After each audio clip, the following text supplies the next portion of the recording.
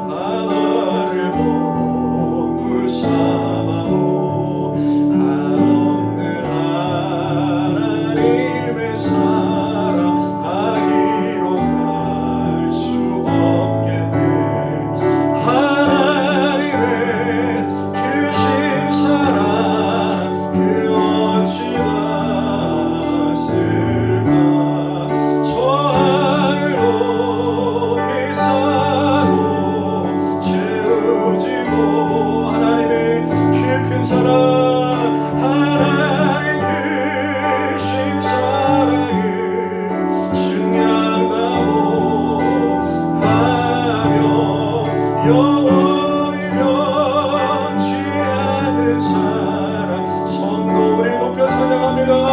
하나님 크신 사랑 하나님 크신 사랑이 증량하오다면 영원히 변치 않는 사랑 성도여 찬양하세.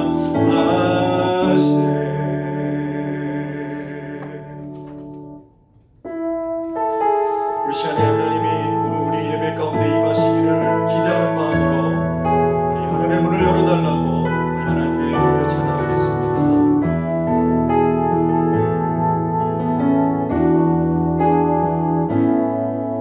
하늘의 문을 여소서 이곳을 주목하소서. 주를 향한 노래가 꺼지지 않으니 하늘을 열고 오소서. 이곳에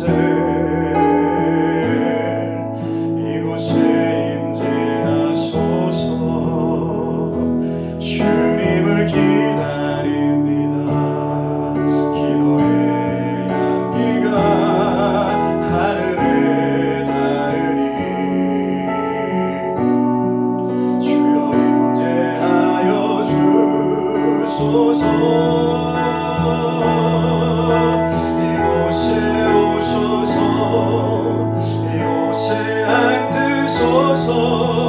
이곳에서 드리는 예배를 받으소서. 주님의 이름이 주님의 이름만이 오직 주의 이름만 이곳에. 우리 다시 한번 고백합니다. 하나님 하늘의 문을 여소서. 하늘의 문을 여소서. 이곳을 주목하소서. 주를 향한 노래가 꺼지지 않으니 하늘을 열고 오소서. 주님 이곳에 임재하소서. 이곳에 임재하소서. 주님을 기다립니다. 기도의 향기가 하늘에 닿으니 주여 임재하여 주소서. 이곳에 오소서. 이곳에 앉으소서. 이곳에서 드리는 예배를 받으소서. 주님의 이름만이 오직 주의 이름만 이곳에 하나님 이곳에 오셔서 이곳에 앉으소서.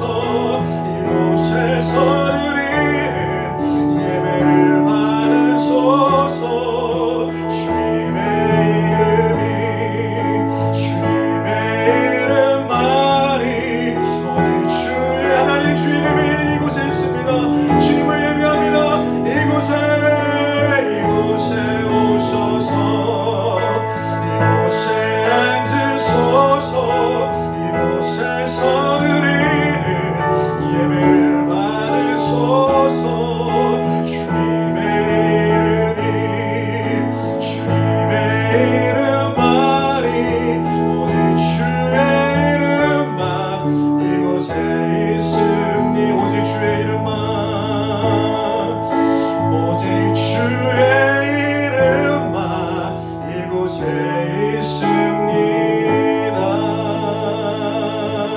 있습니다. 그렇습니다. 오늘 우리가 예배하는 이곳에 하나님 임재하시고 하늘의 문을 여셔서 오늘 우리에게 하나님의 그 큰 은혜를 부어주시기를 원하실 때에 오늘 우리가 우리 연약함과 부족함에도 불구하고 우리 모든 것 다 내어놓고 우리의 것을 다 비우고 하나님이 채워주실 것을 기대하며 오늘 시간 예배하게 해달라고 주의 이름을 아버지 우리가 한번 크게 부르고 오늘 예배를 위해서 우리가 같이 함께 동성으로 함께 기도하겠습니다. 주여, 하나님 은혜를 감사드립니다. 오늘도 이 시간에 주님 예배 자리로 나아갑니다. 우리가 각자의 처한 하나님 그 자리에서 하나님을 부르며 하나님을 기대하며 하나님을 예배하며 하나님을 찬양하며 하나님을 높여드립니다. 하나님 이곳에 임자하여 주시옵소서. 각자 심령 가운데 임하여 주시옵소서. 하늘의 문을 열어주시옵소서. 우리의 기도와 우리의 찬양과 예배 가운데 하나님의 뜻이 선포되게 하여 주시고 우리가 아버지 하나님께서 정말 이 막막한 시대를 살아갈 때에 정말 우리가 무엇으로 살아가는지 다시 한번 돌아보게 하시고 하나님 주신 은혜를 갈망하며 간구하고 하나님 정말 간절히 사모하는 심령마다 하나님 그 은혜를 부어주시고 하나님 말씀하여 주셔서 그 말씀이 나에게 능력이 되며 다시 한번 하나님 아버지의 그 은혜로 말미암아 회복되어지고 하나님 다시 한번 아버지 하나님께서 정말 주의 능력으로 하나님 큰 힘이 아버지 하나님께서 오늘 회복되어지는 하나님 오늘 귀한 예배가 되게 하여 주시옵소서. 성령님 충만하여 주시옵소서. 우리의 부족한 것들 다 내려놓사오니 주님 온전히 붙잡아 주시고 주장해 주셔서 하나님의 이름만이 선포되게 해주시고 하나님의 능력만이 선포되게 해주시고 살아계신 하나님의 말씀이 하나님 저들의 심령을 쪼개고 골수를 쪼개며 하나님 앞에 아버지 하나님의 말씀 앞에 온전히 거꾸러지는 그 말씀 앞에 온전히 아버지 나를 내어놓고 그 말씀으로 아버지 회복되어지는 오늘 예배가 되도록 주의 성령의 이 시간 충만하게 역사하여 주시옵소서.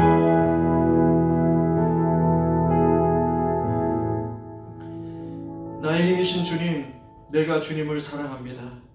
주님은 나의 반석, 나의 요새, 나를 건지시는 분, 나의 하나님은 내가 피할 바위, 나의 방패, 나의 구원의 뿔, 나의 산성이십니다.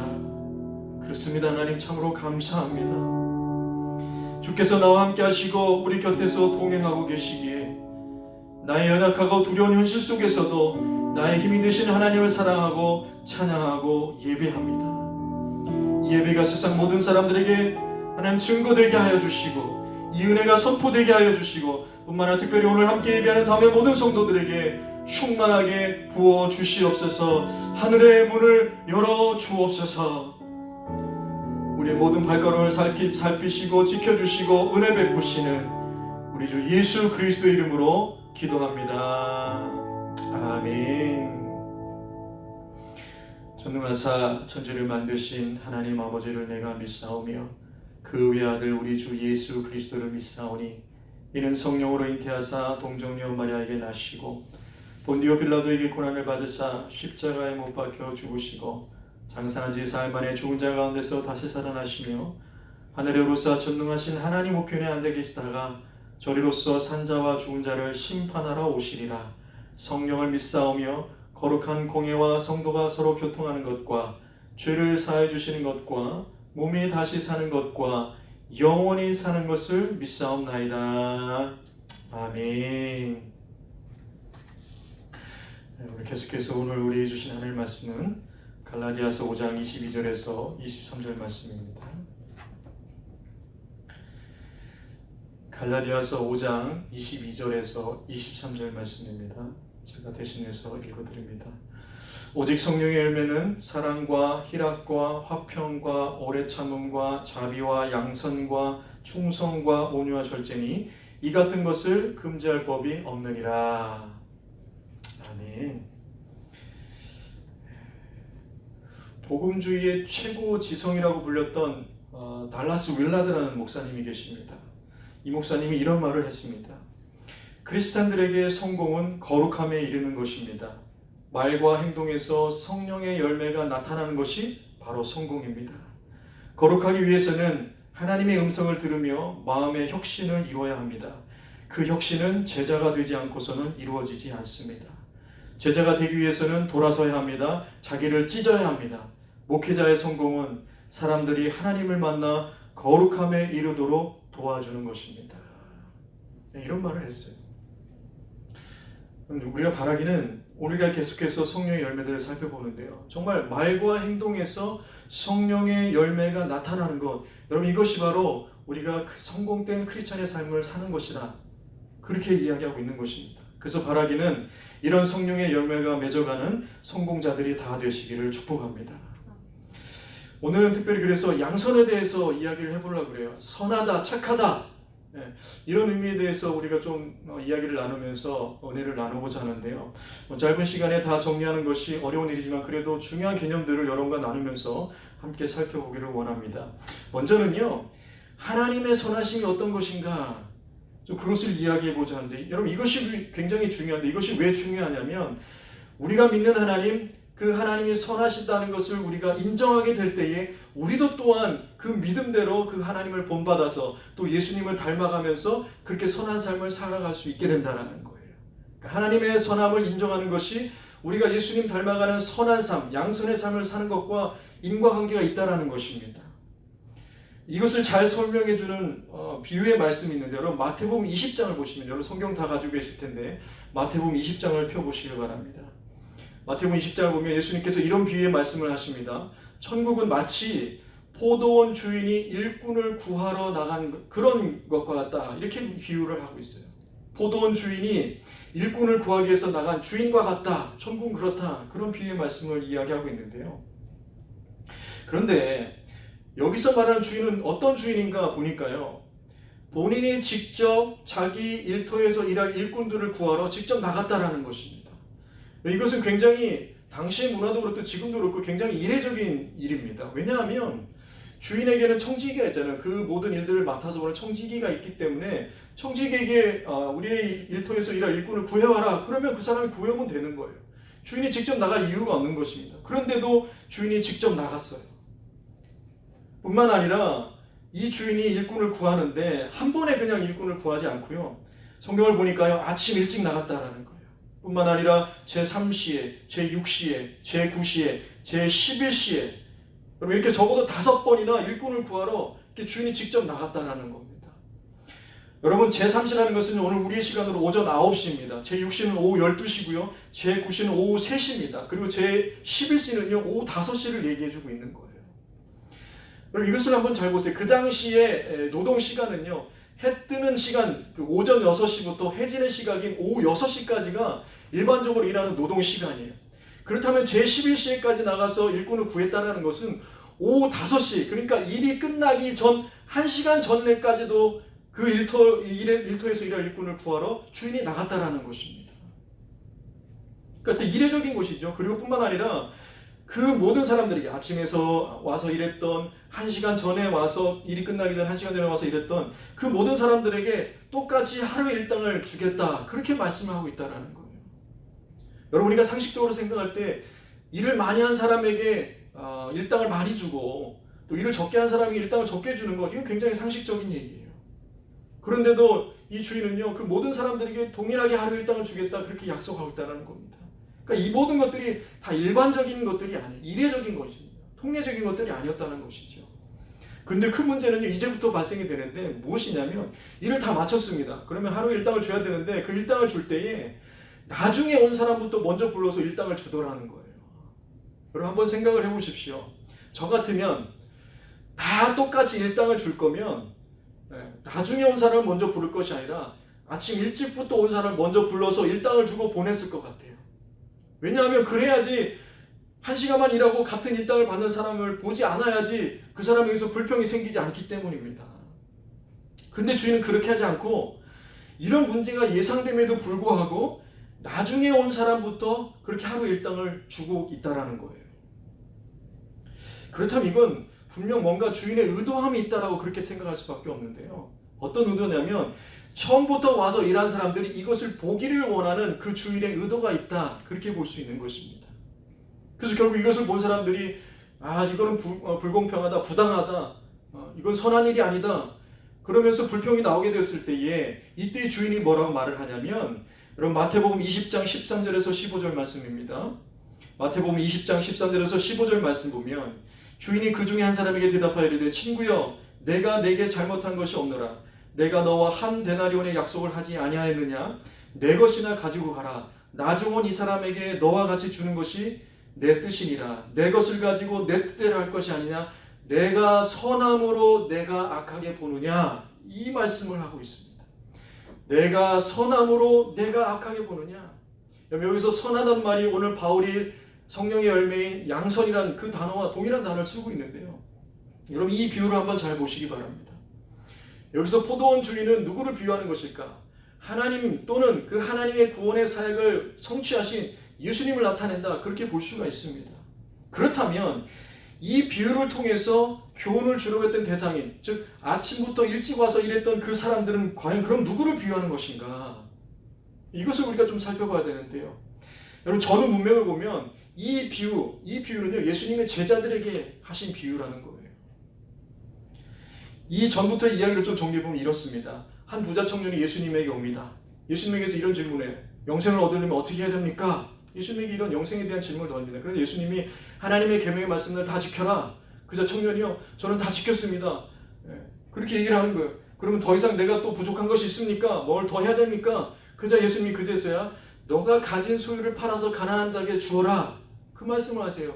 그러자 그 부자 청년이 근심하며 돌아갔다, 그렇게 얘기하면서 그때의 예수님이 제자들에게 무엇을 말씀해 주시냐면, 그 부자 청년을 비유하면서 부자가 하늘나라에 들어가는 것이 마치 낙타가 바늘기로 들어가는 것보다 더 어렵다, 그 이야기를 해주세요. 그러니까 낙타가 바늘기로 들어가는 것이 더 쉽다라는 거예요. 부자가 하늘나라에 들어가는 것보다 더 쉽다, 그 얘기를 비유로 말씀해 주셨던 것입니다. 그런데 이 말을 들은 베드로가 이때 뭐라고 예수님에게 질문하냐면, 마태복음 19장 27절 말씀인데요, 이런 뉘앙스로 질문합니다. 예수님, 우리를 보십시오. 우리는 저 청년과는 다릅니다. 저 청년은 자기가 가진 것을 내려놓지 못하고 그래서 근심하며 돌아갔지만 우리는 그들과 다릅니다. 우리는 우리의 모든 소유를 다 내버려두고 예수님을 따랐지 않았습니까? 그렇다면 예수님, 그렇다면 우리에게는 무엇을 얻을 수 있습니까? 무엇을 주시겠습니까? 그런 우리는 무엇을 얻을 수 있습니까? 그런 뉘앙스의 질문을 던지게 됩니다. 여러분 이 질문을 한번 잘 보시길 바랍니다. 이 질문의 의도는 마치 비유 속에 나오는, 그러니까 아침부터 열심히 일했던 그 일꾼이 불평하는 것과 같이, 내가 이렇게 하나님 앞에 하루 종일 일을 했는데, 그 주인을 위해서 하루 종일 일을 했는데 나는 특별히 더 많이 받아야 되고 더 좋은 것을 받아야 되고 더 풍성한 것을 받아야 되는데 왜 그렇게 하지 않으십니까? 여러분 그렇게 질문하는 의도가 여기에 깔려 있다는 거예요. 그래서 지금 베드로가 듣고 싶은 말은 뭐냐면, 그래 너 정말 대단하다. 너는 저 부자 청년들보다는 분명 하나님 나라에 들어갈 뿐만 아니라 더 크고 더 많은 것을 더 풍성히 얻게 될 것이다. 아마 베드로는 이 이야기를 듣고 싶었을 겁니다. 근데 예수님이 뭐라고 말씀하시냐면요, 일단은 그렇게 될 것이다 말씀해 주세요. 마태복음 19장 28절에서 29절 보면 이렇게 말씀하십니다. 인자가 자기 영광의 보좌에 앉을 때에 나를 따르는 너희가 12보좌에 앉아 이스라엘 12지파를 심판하리라. 또 내 이름을 위하여 집이나 형제나 자매나 부모나 자식이나 전토를 벌인 자마다 여러 배를 받고 또 영생을 상속하리라. 이렇게 말씀해 주세요. 여기까지 너무나 좋은데, 근데 그 뒤에 이어지는 말씀이 정말 충격적입니다. 이 말씀을 하시고 예수님이 뭐라고 말씀하시냐면 마태복음 19장 30절 말씀인데요. 그러나 먼저 된 자로서 나중되고 나중된 자로서 먼저 될 자가 많다, 이야기를 해주십니다. 그러고 나서 20장으로 넘어오면서 이제 포도원 일꾼의 비유를 말씀하시고, 이 포도원 일꾼에 대한 비유의 결론도 뭐냐면 마태복음 20장 16절 말씀인데요. 이와 같이 나중된 자로서 먼저 되고 먼저 된 자로서 나중된다, 이렇게 결론을 내고 있다는 겁니다. 그러니까 여러분 이 전후 맥락을 볼 때에 이 포도원 일꾼의 비유에서 나오는 아침부터 일한 사람은 누구를 비유하는 것인가? 지금 베드로와 같은 사람을 말하는 거예요. 베드로와 같은 생각을 가진 사람인데, 어떤 생각을 가진 사람이냐면, 나에게 주신 하나님의 그 구원의 은혜는 다 온데간데 없어 잊어버리고, 언제 그랬냐는 듯이 언제부턴가 내가 행한 만큼 하나님한테, 하나님 내가 이거 행한 만큼 나도 그 하나님부터 나도 얻어야 되는 건 아닙니까? 그 이득에만 관심을 두고 예수님을 따른다고 하는 사람들을 그렇게 비유하고 있는 것이 오늘 이 포도원 일꾼의 비유라는 것입니다.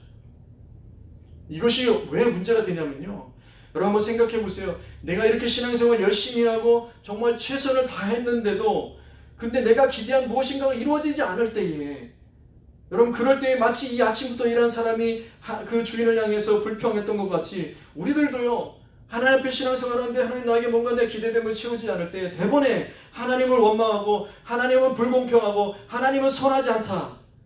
그렇게 하면서 오늘 당장이라도 내 믿음 생활을 포기하고 하나님을 등지는 그런 모습이 있게 된다는 것입니다. 그래서 예수님은요, 이 비유를 통해서 베드로의 질문 때문에 이 비유를 하게 된 건데, 이 비유를 통해서 말씀하고 싶은 것은 무엇이냐면요, 은혜와 공로를 혼동하지 말라라는 거예요. 은혜와 공로를 혼동하지 말라라는 것입니다. 그렇게 되면 하나님의 선하심을 잃게 되고 은혜를 잃게 된다는 거예요. 그렇게 되면 나중된 사람이 오히려 먼저 되고 먼저 된 사람이 나중되는 그런 안타까운 일이 있게 된다. 그런 말씀을, 그런 책망의 말씀을 제자들에게 비유를 들어서 말씀해 주고 계셨다는 겁니다. 여러분 이거 잘 보세요. 은혜가 있음에도 불구하고 우리는 얼마든지 그것을 불평하고 하나님의 선하심을 의심하면서 그렇게 살아갈 수도 있다는 거예요. 그것이 먼저 됐으나 나중된 자의 그런 모습이라는 것입니다. 그러나 나중된 자가 먼저 될 수 있는 이유는 다시 한번 그 하나님의 은혜를 회복할 때에, 그 하나님의 선하심을 신뢰하고 나아갈 때에 우리는 다시 한번 먼저 된 자가 될 수 있다는 거예요. 그러니까 여러분 중요한 것은, 하나님 나라에서 결정적인 것은 하나님께서 그리스도 안에서 무엇을 하셨는가에 있는 것이지 사람이 무엇을 했는가에 있지 않다는 것입니다. 하나님께서 그리스도 안에서 우리를 위해서 무엇을 하셨는가에 있는 것이지 사람이 무엇을 했는가에 달려있지 않다는 거예요. 여러분 이 은혜를 회복하시기를 바랍니다. 이 은혜가 분명해질 때에 우리는 하나님이 선하시다 인정할 수 있게 되는 거예요. 그 상관관계가 그렇게 이해가 되는 것입니다. 그런데 우리가 좀 오해하는 부분이 있습니다. 이 부분을 좀 짚어가고 넘어가기를 원하는데요. 그래, 하나님이 하시는 것은 하나님께서 그리스도 안에서 우리에게 무엇을 하신 것이지 사람이 무엇을 하는 것에 있지 않다. 이것을 오해하게 되면요, 우리가 신앙생활하면서 노력이 절대 필요 없다. 이렇게 이해를 하게 된다는 것입니다. 달라스 윌라드의 말을 빌리자면 이렇게 얘기해요. 오늘날의 크리스찬 사이에는요, 그릇된 신화가 있다는 거예요. 그것이 뭐냐면 제자가 아니고서도 크리스찬일 수 있다라는 겁니다. 제자가 아니더라도 나는 크리스찬일 수 있다. 이런 생각을 한다라는 거예요. 이것이 이 시대의 비극이라는 건데, 그래서 예수 믿는 사람들이 은혜만을 강조하면서 제자로서 살아가기 위한 훈련과 노력의 중요성을 간과하게 된다는 겁니다. 왜 그런가 가만히 봤더니요, 은혜의 반대를 노력으로 보기 때문이라는 거예요. 은혜의 반대를 노력으로 생각한다는 거예요. 여러분 은혜의 반대는 노력이 아니라 공로인 것입니다. 은혜의 반대는 공로인 거예요.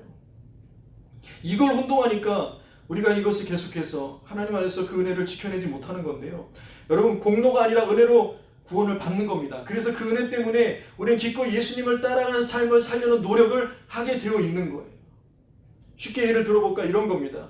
새벽 기도하고 성경을 백독해야 믿음이 있고 하나님 기뻐하시고 그 길을 통해서 하나님이 큰 복을 주신다, 뭐 이렇게 얘기한다면 그것은 은혜를 공로로 이해하는 거예요. 그렇지만 내가 예수님의 사랑이 너무 기쁘고 감사해서 예배하려고 하고, 그래서 하나님의 말씀에 성경을 읽으려 하고, 그 성경을 읽다 보니까 그것이 백독이 되고, 뭐 성경을 필사도 할 수도 있고, 기도하려고 하고, 섬기고 봉사하려고 하는 것은 그 은혜를 따라서 살려고 하는 신앙의 노력의 모습인 거예요. 나는 아무 노력 없이 그냥 은혜만 있으면 구원받는다는 식으로 이 개념이 혼동이 되니까요. 누구든지 나를 따라오려거든 자기를 버리고 날마다 제 십자가를 지고 나를 따르라, 이런 말에는 반응하지 않고 있다는 것입니다. 여러분 우리에게 은혜가 분명히 있다면 그 은혜 때문에, 그 사랑 때문에 감사해서 그것이 마땅해서 기꺼이 예수님을 닮아가는 삶을 살고자 노력하게 되는 것입니다. 기억하십시오. 은혜의 반대는 노력이 아니라 공로인 것입니다. 그러니까 이렇게 이해되지 않으면 하나님의 은혜를 은혜되지 못하게 하는 그런 보상심리나 어떤 공로주의, 이런 것들이 우리 마음 가운데 싹트기 시작하면요, 우리가 예수 믿는다고 하면서도 때로는 상황이 내 기준에 맞지 않고 만족되지 않는다면 언제든지 하나님은 선하지 않습니다, 그렇게 말할 수 있게 된다는 거예요. 그래서 우리가 하나님의 선하심을 잃어버리지 않기 위해서는 어떤 생각을 가져야 되냐면, 여러분 오늘 이 포도원 일꾼의 비유에서 같이 아무리 봐도 저와 여러분은 마치 이 일 마치기 1시간 전에 부름받은 일꾼과 같은 저와 여러분이라는 것입니다. 우리에게는 자랑할 것이 아무것도 없다는 거예요. 그럼에도 하나님의 선하심은 하루 종일 일한 사람과 같이 똑같이 대우해 주신다라는 것입니다. 왜 그렇습니까? 왜 하나님 그렇게 하십니까? 처음부터 그렇게 하겠다고 말씀으로 약속해 주셨기 때문이에요. 오늘 우리에게 주신 복음의 약속인 것입니다.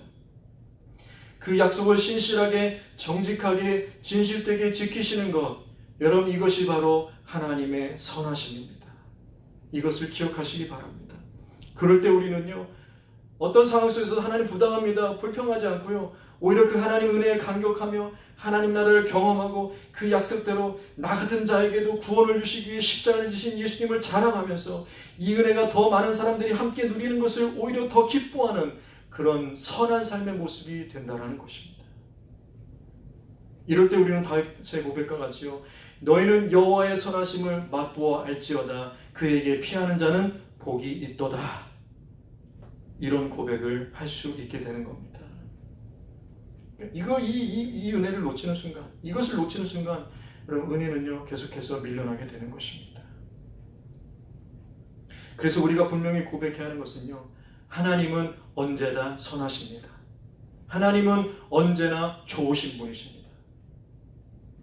근데 세상은 이 사실에 대해서 끊임없이 의문을 제기합니다. 하나님이 선하신데 세상이 왜 이렇게 악하냐는 거예요. 세상에 이렇게 어떻게 이런 악이 있을 수 있냐는 겁니다. 그래서 하나님이 선하신다는 걸 인정하지 못하겠다라는 거예요. 그런데 한번 생각해 보십시오. 여러분, 이런 일을 한번 생각해 보세요. 선생님이 자기 반 학생들을요, 의자에 꽁꽁 묶어놓고 입에 재갈을 물려놓고 이렇게 얘기하는 겁니다. 너희들 내가 나갔다 돌아올 때까지 떠들지도 말고 교실에서 도망가지도 말고 조용히 앉아서 공부 열심히 하고 있어. 이렇게 하고 돌아왔어요. 그래서 가만히 보니까 정말 선생님이 얘기한 대로 아이들이 가만히 자리에 앉아서 떠들지도 않고 도망간 사람도 없고 열심히 공부를 하고 있더라는 겁니다. 반대로요, 선생님이 학생들에게 조용히 하고 도망가지도 말고 조용히 앉아서 열심히 공부하고 있어, 떠들지도 말고 그렇게 하고 있어야 돼. 그러고 말만 하고서는 그 모든 것들을 학생들이 자유를 맡겨주고 그러고 돌아옵니다. 그래서 돌아와서 보니까요, 몇몇 아이들은요 교실 도망가고요, 막 떠들고 있고, 몇몇 소수의 아이들만 조용히 앉아서 공부를 하고 있다는 거예요. 그래서 선생님이 너희들 왜 이렇게 말을 안 듣느냐라고 혼을 내는데, 그런데 학생들이요 이런 얘기를 한다고 생각을 해보세요. 아니, 우리를 도망가지 못하게 꽁꽁 묶어놓고 우리가 떠들지 못하게 재갈을 물려놨어야지 왜 우리한테 자유를 줘가지고 우리를 이렇게 만드는 겁니까? 그러니까요, 선생님의 믿음을 배신하고 떠들고 도망간 우리가 악하고 나쁜 것이 아니라 우리를 이렇게 만든 선생님이 나쁘고 악한 것입니다. 여러분, 우리가 이렇게 얘기할 수 있냐는 거예요. 이렇게 얘기할 수 없다라는 것이지요. 그러니까요, 하나님이 선하신다는 것, 그것은요, 세상에 이런 악이 있을 수 있습니까? 하나님이 선하시다면 어떻게 세상이 이렇게 악할 수 있습니까? 라는 이 말은요, 오늘 이런 질문과 같다라는 거예요. 무슨 말이냐면, 하나님이 기꺼이 감당하시고자 했던 그 위험 부담을 가지고 우리를 은혜로 대하셨다고 해서 하나님은 선하시지 않습니다. 우리는 그렇게 말할 수 없다라는 것입니다. 뿐만 아니라요, 성경이 우리에게 분명히 말씀해주고 있는 중요한 진리의 말씀이 있는데, 그것은 뭐냐면, 하나님은 선하시기 때문에 하나님은 사람들이 의도하고 저지르는 그런 악이 있다 할지라도 그 악으로부터 선을 만들어내는 능력이 있으신 분이 바로 우리 하나님이시라는 겁니다. 이것을 우리가 믿는 겁니다. 그래서 우리는 고백하는 거예요. 하나님 언제나 선하시고 언제나 좋은 분이십니다. 그렇게 고백할 수 있는 것입니다. 여러분, 요셉의 이야기를 보십시오. 형제들이 동생을 죽이려고 하지요. 돈을 받고 노예로 파는 인신매매를 하지요. 아버지에게 거짓말하고 속이고 그 모든 사건을 은폐하려고 했습니다. 근데 이 일을 다 겪고 당한 요셉 본인이 그 모든 악을 행한 형제들에게 뭐라고 얘기하고 있냐면요, 여러분, 창세기 50장 19절에서 20절 말씀 보십시오. 창세기 50장 19절에서 20절 말씀입니다. 요셉이 그들에게 이르되 두려워하지 마소서, 내가 하나님을 대신하리이까, 이렇게 말하고 있어요. 내가 하나님을 대신할 수 없다라는 거예요. 왜 그러냐 하면, 당신들은 나를 해하려 하였으나 하나님은 그것을 선으로 바꾸사 오늘과 같이 많은 백성의 생명을 구원하게 하시려 하셨다. 이런 고백을 하게 되는 거예요. 당신들은 나를 해하려 하였으나 하나님은 그것을 선으로 바꾸셨다는 것입니다. 여기서 놀라운 진리를 보게 되는데요, 여러분, 형들이 한 행동은 말할 것 없이 악한 행동입니다. 그 의도도 악했고 그 생각도 악했고 그 실행한 행동도 악했습니다. 그러나 하나님의 선하심과 주권은 그들의 악한 의도를 무효화시켰을 뿐만 아니라 그것을 생명을 살리는 선을 위해 사용하셨다는 거예요. 여러분, 이것이 하나님의 선하심의 능력인 것입니다. 그런데 여러분, 이 이야기를 들으면서 생각나는 것이 무엇입니까? 세상의 모든 악을 생명을 구하는 선으로 나타나게 되는 그 분명한 것을 보여주는 것이 여러분 바로 예수님의 십자가에서 그것을 우리가 볼 수 있는 것입니다. 예수님의 십자가가 어떻게 그런 선을 이루었는지 여러분 베드로가 말하는 걸 한번 보시길 바랍니다. 사도행전 2장 22절에서 24절 말씀입니다. 베드로가 오순절 설교를 하는 내용인데요. 사도행전 2장 22절에서 24절 말씀을 보면 이렇습니다. 이스라엘 사람들아, 이 말을 들으라. 너희도 아는 바와 같이 하나님께서 나사렛 예수로 큰 권능과 기사와 표적을 너희 가운데서 베푸사 너희 앞에서 그를 증언하셨느니라. 그가 하나님께서 정하신 뜻과 미리 아신 대로 내준 바 되었거늘 너희가 법 없는 자들의 손을 빌려 못 박아 죽였으나 하나님께서 그를 사망의 고통에서 풀어 살리셨으니 이는 그가 사망에 매여 있을 수 없습니다. 그러고서 36절을 보시길 바랍니다. 그런즉 이스라엘 온 집은 확실히 알지니 너희가 십자가에 못 박은 이 예수를 하나님이 주와 그리스도가 되게 하셨느니라 하니라. 그리고 38절을 보십시오. 38절은요. 베드로가 이르되 너희가 회개하여 각각 예수 그리스도의 이름으로 세례를 받고 죄 사함을 받으라. 그리하면 성령의 선물 받으리니. 이렇게 얘기하고 있어요. 여러분, 이 십자가에서 세상의 모든 악이 어떻게 선화로 바뀌어야 되는가, 이것을 너무나 명확하게 보여주고 있는 말씀인데요. 잘 보십시오. 십자가는요, 악의 심각성을 그대로 보여주고 있는 것입니다. 악이 있다라는 거예요. 법 없는 자들의 손을 빌려서 못 박혔다라는 것 아닙니까?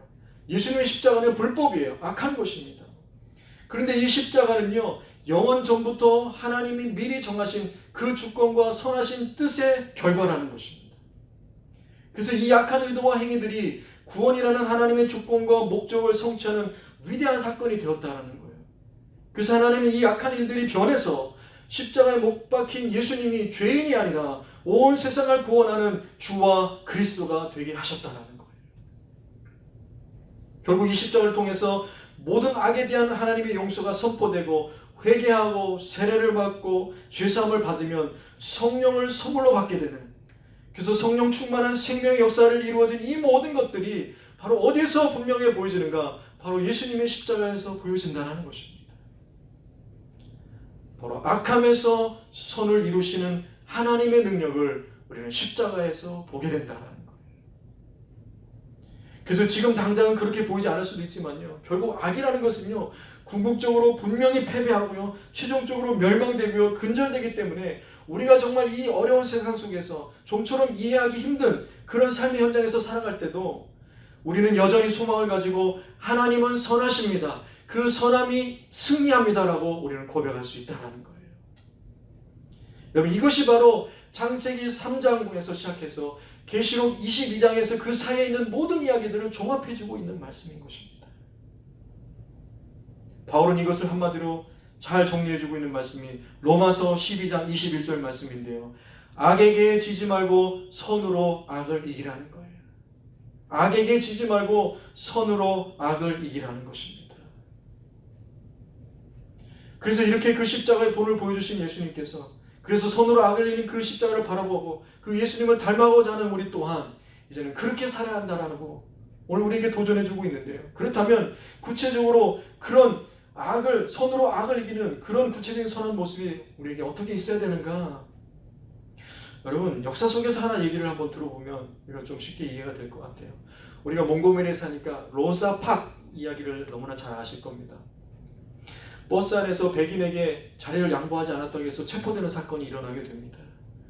그래서 그것 때문에 버스 보이콧 운동이 막 일어나게 되고요. 결국 이걸로 인해서 연방 대법원이 버스 안에서의 인종차별을 철폐하는 그런 법을 만들어내게 됩니다. 근데 이때요, 마틴 루터킹 목사하고 또 비폭력 운동 전문가들이 모여서 함께 했던 것이 있습니다. 무슨 일을 했냐면, 법이 그렇게 정해졌다 하더라도 실제적으로 버스 안에서 백인과 흑인들이 막 이렇게 섞여서 타다 보면 또 이런 갈등이 있게 될 거라는 거예요. 그래서 이 갈등을 대비하기 위해서 워크숍을 연 겁니다. 이것을 대비하는 워크숍을 여는데 이 워크숍에 수천 명의 흑인들이 참석을 했었는데요. 여기서 어떤 연습을 했냐면 버스 안의 상황을 설정해 놓는 거예요. 그렇게 해놓고 백인 승객 역할을 맡은 사람들이 흑인에게 막 욕설을 퍼붓는 거예요. 욕설을 퍼붓고요. 뿐만 아니라 막 침도 뱉고요. 그리고 씹던 껌을요, 막 흑인 머리에 던지고요. 담뱃재를 떨어뜨리고요. 머리에 우유를 퍼붓고요. 통에 든 케첩과 겨자를 짜서 얼굴에 막 뿌리게 했던 거예요. 그래도 그것에 대해서 감정적으로 폭발해서 폭력적으로 맞서지 않게 하는 그런 워크숍, 그런 연습을 했다라는 겁니다. 그래야 우리가 우리의 주어진 주권을, 이 권리들을 정말 정당하게, 의연하게 잘 지켜나갈 수 있다. 그런 워크숍을 했다라는 거예요. 사람들이 악을 악함으로 대하지 않게 훈련했고, 그래서 결국 이것이 비폭력 인권운동의 역사를 쓰게 만들었던 것입니다. 여러분, 이것이 바로 오늘 우리가 선으로 악을 이기는 그런 양선의 삶의 모습을 살아가는 구체적인 한 예라고 말해볼 수 있는 것입니다. 성경 속에서도요, 다니엘이 이런 양선에 대한 좋은 본보기를 보여주고 있는데요. 여러분, 다니엘서 6장 3절에서 4절을 보기를 원합니다. 다니엘서 6장 3절에서 4절 말씀 보면 이런 말씀이 있습니다. 다니엘은 마음이 민첩하여, 이렇게 말씀하셨어요. 여기서 마음이 민첩하다는 것은 뭐 눈치가 빨랐다, 뭐 그래서 막 줄서기를 잘했다, 그래서 마음이 민첩했다라는 것이 아니라 탁월한 열심이 있었다라는 거예요. 탁월한 열심이 있는데 그 열심 때문에 총리들과 고관들 위에 뛰어남으로 왕이 그를 세워 전국을 다스리게 하고자 한지라. 그러면서 4절에 뭐라고 얘기하냐면요, 이에 총리들과 고관들이 국사에 대하여 다니엘을 고발할 근거를 찾고자 하였으나 아무 근거, 아무 허물도 찾지 못하였으니 이는 그가 충성되어 아무 그릇됨도 없고 아무 허물도 없음이더라. 이렇게 얘기하고 있어요. 무슨 말이냐면요, 지금 그만큼 이 다니엘은요, 간사함이나 속임수나 거짓이 없이 모든 사람들이 신뢰할 수 있는 그런 정직한 사람이었다, 그 이야기를 해주고 있는 것입니다. 심지어는 자기를 쓰러뜨리려고 어떻게든 밟고 올라가야 하는 그런 대적에게서도 아무 흠을 발견하지 못하는 그런 사람이었다라는 거예요. 그런 정직함이 있었다라는 것이죠. 그래서 우리는 이런 사람들을 선한 사람이다, 착한 사람이다, 그렇게 말하는 것입니다. 그러니까요, 뭔가 정치적으로 야심이 있고 욕심이 있는 사람들에게는 이 사람이 굉장히 눈에 가시였겠죠. 정말 싫었겠죠. 그래서 이 사람들이 했던 것이요, 일로는 그것을 찾지 못하니까 개인의 신앙 가지고 이제 걸고 넘어지는데요. 하루 3번씩 기도하는 그것을 문제 삼기 위해서 왕을 부추기는 거예요. 30일 동안 왕 이외에 다른 신에게 기도하는 사람이 있으면 사자법이 되게 하는 법을 만드십시오. 그렇게 얘기한 거예요. 그러자 왕이 그 법을 만들게 되지요. 그런데요, 다니엘은요, 이 법이 있음에도 불구하고 사람이 아니라, 설령 그것이 신과 같은 왕이라 할지라도 사람이 아니라 하나님께 기도하는 것이 옳은 일이기에 목숨을 잃을 수 있는 위험을 무릅쓰고서라도 하나님께 기도하는 것을 멈추지 않았다는 것입니다. 여러분, 이것을 잘 보세요. 바로 이것이 우리가 본받아야 하는 선하고 착하고 옳은 사람의 모습이라는 것입니다. 선하고 착하다는 것이요, 그냥 좋은 게 좋은 것이다, 이런 걸 얘기하는 것이 아니라, 때로는 정직함을 위해서 값비싼 대가를 치르더라도 하나님의 보시기에 옳은 일을 행하는 사람, 이것이 바로 오늘 바울이 얘기하는 성령의 열매에서 기대하는 좋은 사람, 착한 사람, 양선의 사람인 것입니다. 여러분, 이런 옳은 일에 목숨을 아끼지 않은 사람들이 있었기 때문에 악한 사람들과 악한 세력들이 판을 치고 있는 세상 속에서도 소망의 꽃은 계속해서 피어날 수 있게 되는 겁니다. 여러분, 오늘 이 시대는요, 우리에게, 교회와 성도들에게요, 이런 선한 모습을 기대하고 있는 거 아니냐는 거예요. 그렇다고 선행이 구원의 조건은 아닙니다. 여러분, 우리가 아무리 착하고 선한 일을 많이 한다 해도, 아무리 옳은 일을 많이 한다 해도 그것 때문에 구원받는 건 아닙니다. 그래서 구원 얻기 위해 선한 일을 해야 된다는 그 말을 하는 게 아니에요. 다만 선을 행함으로써 우리는 사람을 구원하고 변화시키는 복음의 능력을 증명하기 때문에 구원받은 사람으로서 우리는 개인적인 삶 또는 공적인 삶 속에서, 또는 교회 안에서 어떤 세상 안에서 선하고 옳은 사람이 되고, 뿐만 아니라 선하고 옳은 일을 행하는데 헌신하는 사람들이 되어야 한다는 것입니다. 그래서 바울은 디도에게 이런 말을 했던 거예요. 디도서 2장 14절 말씀입니다. 그가 우리를 대신하여 자신을 주신 것, 예수님의 얘기죠. 예수님이 십자가를 지시고 우리에게 구원을 주셨던 것은 모든 불법에서 우리를 속량하시고 우리를 깨끗하게 하사 선한 일을 열심히 하는 자기 백성이 되게 하심이라. 이 말씀을 하고 있던 것입니다. 오늘 말씀은요, 우리가 하나님의 선하심을 인정하게 될 때에, 그것을 분명하게 신뢰하게 될 때에 거기에서 자연스럽게 나오는 인과 결과가 바로 우리가 예수님을 닮아가는 양선의 삶, 선한 삶, 착한 삶의 삶을 살 수 있게 된다는 것, 그것을 정리해 보았습니다. 이것이 양선의 열매인 거예요. 말씀을 정리합니다. 그러니까요, 우리가 양선이라는 것은요, 나를 향하신 하나님의 선하심을 잊지 말고 그 은혜대로 하나님과 사람 앞에서 거짓과 속임수가 없이 정직하고 올바르게 사는 모습이어야 된다. 그것을 이야기해주고 있는 것입니다. 그래서 바라기는 저와 여러분이 이런 양선의 삶을 삶으로 인해서 정말 하나님의 선하심을 신뢰함으로 인해서 먼저 된 자도 먼저 되고 또 나중된 자도 먼저가 되는 그런 은혜가 있는 선한 그리스도인, 좋은 그리스도인들이 다 되시기를 예수님의 이름으로 축복합니다. 아멘. 그래서 이 시간 우리 다 같이 하나님의 선하신 마음이 있는 곳에 나의 마음이 있기를 원합니다. 나도 그 선하심을 본받아 살기를 원합니다. 우리가 이렇게 찬양하고 나서 함께 기도하도록 하겠습니다.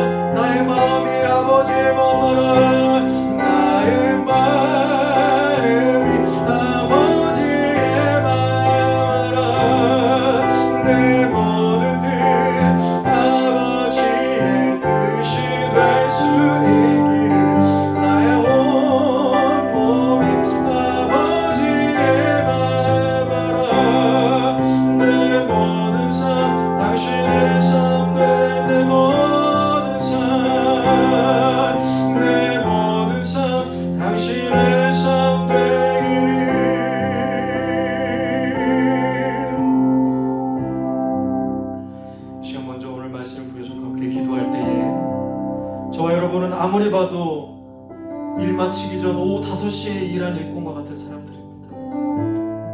그런데도 우리에게 정말 그 은혜를 베풀어 주신 그 하나님의 선하심을 의심하고 그래서 시기하고 질투하고 불평하는 우리의 연약한 모습들이 있다면 이 시간 다 내어놓고 회개하면서 하나님, 이제부터 언제나 좋으신 하나님, 정말 그 선하신 하나님을 의심하지 않고 정말 맛보아하는 그런 삶이 되게 해달라고, 하나님 나의 영역함을 회복해달라고, 정말 하나님의 선하심을 통하여서 그 은혜 든든히 써가는, 그래서 이 땅을 향해서 그 하나님의 선하심을 증거하며 살아가는 우리의 삶이 되게 해달라고, 우리 주님 이름 한번 부르시고 다 같이 함께 기도하겠습니다.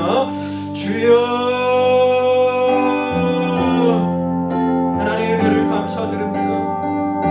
오늘 시간 성령의 열매 중에 우리 선하신 하나님 양손의 열매를 가지고 우리가 은혜를 나눴습니다. 하나님, 그렇습니다. 우리가 때로는 정말 살다 보면 우리에게 주신 하나님의 은혜가 너무나도 귀하고 정말 너무나도 소중하고 감사한 것임에도 불구하고 우리가 정말 때로는 마음이 불편하고 때로는 아버지의 마음이 아버지 하나님께서 만족하지 못할 때는 얼마든지 돌아서면서 그 하나님은 선하시지 않다고, 정말 하나님이 불평하고 어떻게 하나님이 이럴 수 있냐라고 고백했던 우리의 말씀 영원한 모습들이 있음을 고백합니다. 주의 시간 다니는 싸움이 하나님 붙드시고 인도하여 주셔서 참으로 아버지 하나님 다시 한번 우리 가운데 그 하나님의 선하심이 온전히 회복되게 하여 주시옵소서.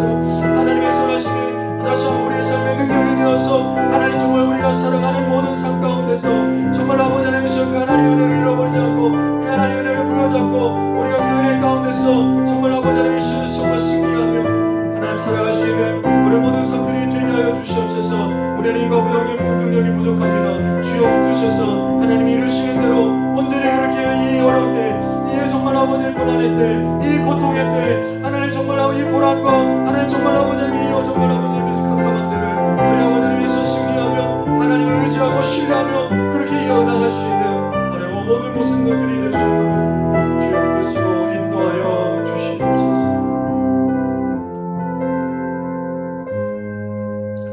이 시간에 우리가 마저 한 번 더 기도할 때에 우리 코로나 사태를 놓고 기도하겠습니다. 우리가 말씀에서 같이 예수님의 십자가는 모든 선과 악함과 그 고통들을 손으로 바꾸셨습니다. 그 모든 악한 것들을 손으로 바꾸셨습니다. 그래서 이해할 수 없는 어려움들이 변하여 소망이 되게 하여 주시고 육신의 고통들이 변하여 치유되고 회복되게 해달라고, 예수님의 십자가를 바라보면서 어려움과 또는 육신의 질병으로 고통당하는 우리의 가족들과 우리의 이웃과 교회를 위해서 하나님 온 세상에 있는 정말 고통당하는 이들을 위해서 우리가 시간에 주님 한번 이름을 크게 부르시고 그들을 한번 치유해달라고, 그들 속에서 하나님의 선하신 그 변화의 능력들이 일어나게 해달라고 우리 주여 이름 크게 한번 부르시고 우리 마지막으로 동성으로 기도하겠습니다. 주여, 하나님 그렇습니다.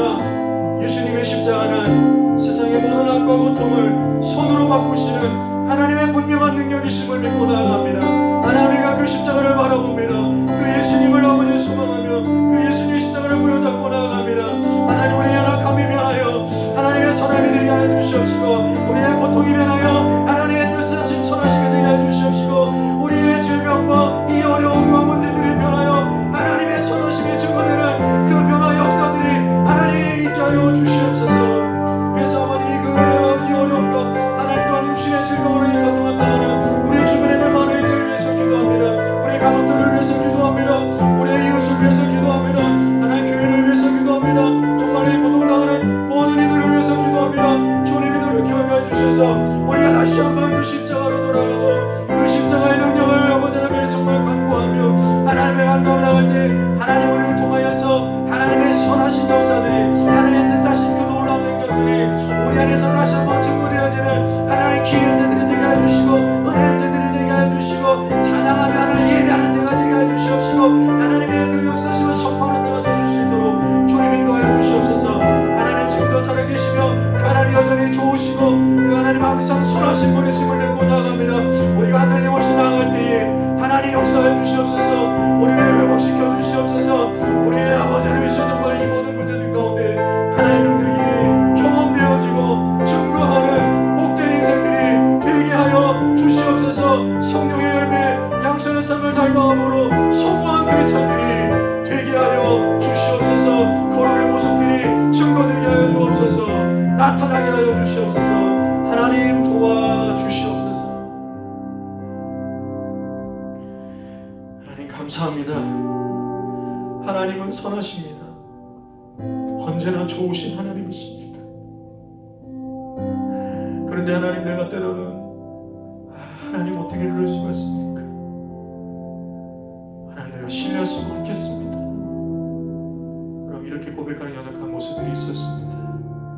주님 이 시간에 다시 한번 주의 말씀 앞에 내 연약함을 내어놓고 주여 간구합니다. 나를 다시 한번 붙드시고 회복하셔서 우리 안에 하나님의 선하심이 회복되게 하여 주시옵소서. 좋으신 하나님이 나를 붙드시는 그 능력들이 경험되어지기는 그런 우리 다음께 모든 성도들 되게 하여 주시옵소서. 지금은 우리 주 예수 그리스도의 은혜와 살아계신 하나님의 사랑하심과 성령님의 충만하심이 이제는 우리가 어떤 상황 속에서도 우리를 향하신 그 하나님의 선하신 은혜가 분명해지고 신뢰하고 든든해져서 이 땅 가운데 흔들리지 않고 그 하나님의 선하심을 본받아 살고자 결단하는 우리 다음교회 성도들 머리 위에와 저들의 가정 위에와 질병으로 고통당하고 여러가지 코로나 사태로 인해서 어려운 문제 가운데 있는 모든 이들에게 그들의 머리 위에 지금부터 영원토록 함께 있을지어다. 아멘.